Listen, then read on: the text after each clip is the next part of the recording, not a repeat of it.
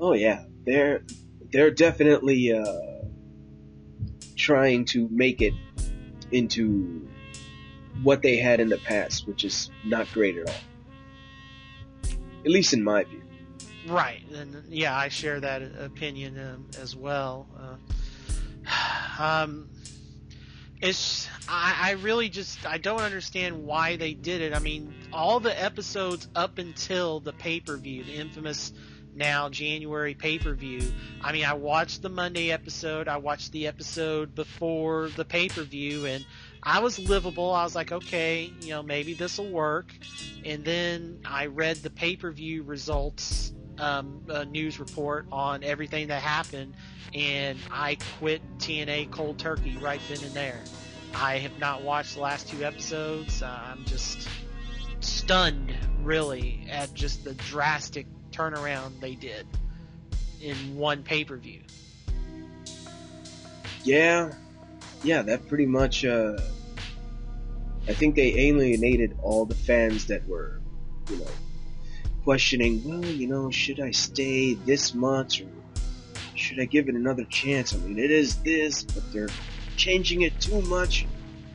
Yeah, they just basically threw out the script and said, hey, we're WCW now for all intents and purposes, and we're gonna keep it like this. Yeah, and I didn't mind it when they got old WWE talent like Kurt Angle. That was huge. I'm still an Angle fan. Booker T I lived with. Steiner I lived with. Trying to think of what Christian was a huge thing for me. That was a huge thing that got me into TNA, quite a bit. But Mr. Anderson, Mr. Kennedy, whatever. I used to really like him, but I mean he's over the hill. Val Venus, Sean Morley. Seems like a nice guy, but just really, you're putting him over Daniels, really? I can't even think of all this other stuff. I mean, the Kendrick match with Amazing Red sounded like a mess. And then turning AJ heel. I mean, yeah, the AJ as a heel really worked, super well with Christian and Angle. But I mean, he was playing, their folly. He was playing the fall guy, the number 2 guy. But he's not Jericho. He can't be a top heel, I don't think. And that turn made absolutely no sense.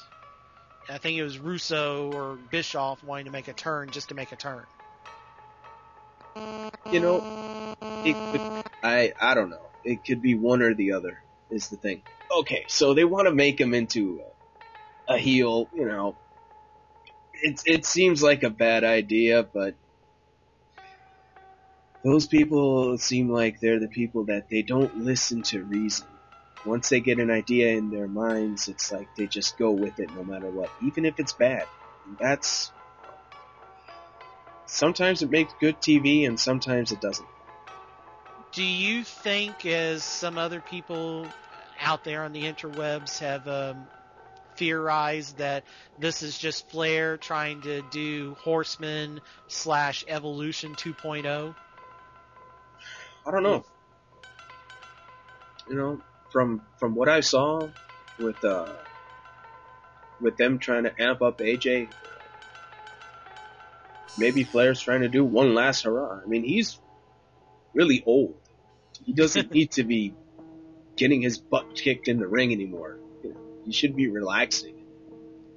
I think the problem is Ric Flair's high style and high profile and lifestyle is catching up with him in terms of finances. I think much like Hogan, alimony is weighing heavily on the decisions he's making. I'll say this. AJ has the worst woo I ever heard. And I'm taking into account Batista's woo, which was, ugh. Yeah, that just doesn't work for me. Oh, you mean the Styles Clash? Hmm? I don't know. I've always been an AJ fan. I mean, he was one of my favorite wrestlers in TNA were Angle and AJ and Joe, and probably Daniels. I mean, you can see, I'm a technical guy. I like the technical guys.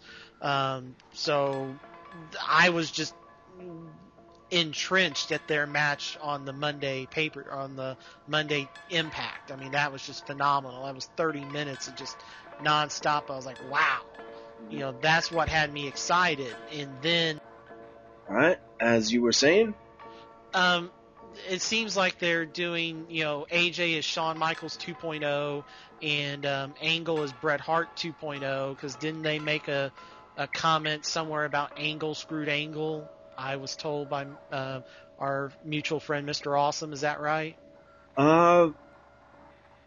Probably. I know they had a kind of an interesting take on the whole screw job that happened. They kind of did their own version of it. Yeah. Which I thought was rather funny. I was laughing at it the whole way. I was like, oh, this is like they're trying to be like that. That's so. They're trying to imitate the other guys.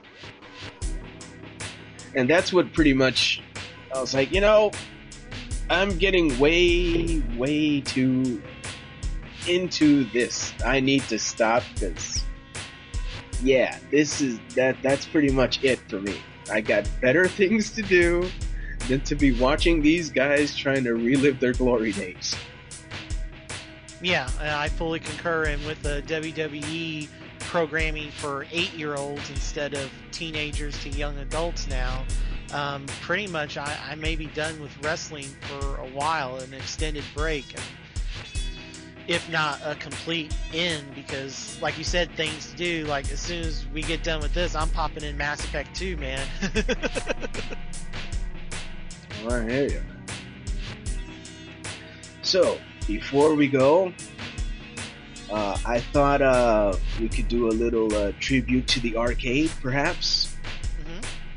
If you could come up with a top 5 wrestling games that you have played. Wow, to do this really quickly. Top 5. Number 1 has got to be No Mercy, of course. Mm-hmm. Actually, a lot of the N64 games would be right up there. No Mercy, WrestleMania 2000, WCW versus NWO Revenge. I think those 3 definitely have to be up there. SmackDown versus Raw, I would probably put in there. I'm trying to think what year. Probably like 07, 06, 07, or no. Here Comes the Pain, and in 07 I think were my 2 favorites of the SmackDown series. And then the 2 Acclaim games on the PS1, WWF Warzone and WWF Attitude, had all kinds of crazy fun with those in college. So that would be roughly my 7, but given our time frame, I can't really get it down to a 5 other than I would say No Mercy number 1. All right. Those are pretty good picks. I ain't got no problem with that. So this is one thing that I like to ask everyone who comes to the show. Do you have anything interesting that you want to give props to before it's over, like a interesting website or something cool that you saw on the internet that you want to let other people know about?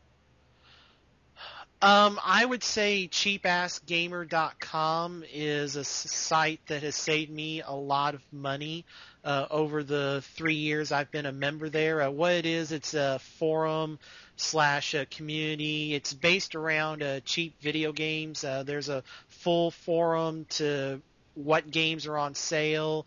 It's a great community. There's even a section for like DVDs and Blu-rays, and then there's sections for every single console. So whether you like Nintendo, Sony, Microsoft, PC, it's just a really great community. It's free. It's just, register for the forums and you're good, and you'll save all kinds of money if you like video games.